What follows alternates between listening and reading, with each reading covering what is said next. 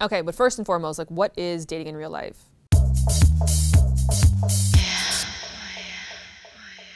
Okay, so the first viewer question we have here is, how do you meet people face-to-face without it being at a cheesy bar or club? Okay, this is like my favorite question because of the fact that I'm a robot. Like, I consider myself very robotic, and I hope that other people would apply that to their life as well too. So essentially, you have to really break it down. Like, what are you looking for in a person? So depending on who you want to meet is where you should be going. So for example, if you really want to meet a financial district person, go to bars and hang out after work there and like make a network in that community. If you really want to meet a vegan, find out where they go during the daytime. If you really want to meet like a beachy surfer kind of person. So you have to first like super qualify what it is you're looking for in a partner, the same way you would do for a job application. So a lot of people think when it comes to dating that they can just go to the bar. That's kind of like going to Craigslist. Like, you're just going to get the random person who's just hanging about. So I think like putting more strategy and less on luck would make a lot of impact for a lot of people. A lot of the times that people used to be sitting there by themselves, they're now engaged with something else. So you want to find somewhere that people are just actually looking up and paying attention. So I think the bars and the coffee shops are kind of passé. Now you have to go where people are there on purpose to socialize.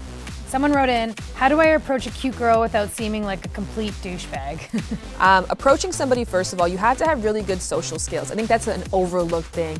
If the person has never made eye contact with you, if they're not positioning their body towards you, if you don't see them in your peripheral, because when you like somebody, you naturally put yourself in their eye line. So if those things aren't happening and you go over, you have to kind of roll the dice on that one. I think in either case, you go forth with something kind. Because again, if you say a compliment to somebody and they say, oh, thank you, and they don't engage back with you, you know, take your cue and exit. And then you didn't get rejected, they're not offended, life goes on, you know, you move on and find somebody else. Okay, someone wrote in, do you think it's even beneficial to meet people in real life? What is wrong with online dating?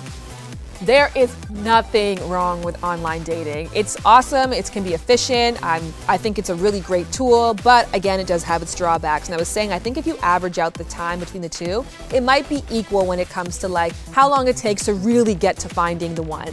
There's still a slight stigma associated with meeting someone online. And so I can observe that when I ask a couple, how do you meet? Like, they both kind of have a shifty look, like, oh, we met on Match. And there's still a bit of an undertone of like, I wish I could say that I met this person, you know, jogging, or I met them at a run club, but instead I met them on some cheesy website. Even though it's not like that anymore, you are a bit clearer, a little faster. And sometimes what happens with online dating is the fact that we've already invested so much time in somebody because we've texted them, maybe we've called them, like we've been on the app for days. By the time I meet you, even if that spark isn't there, I'm likely to be like, okay, I'll just see this through even though I know it's not really quite a fit.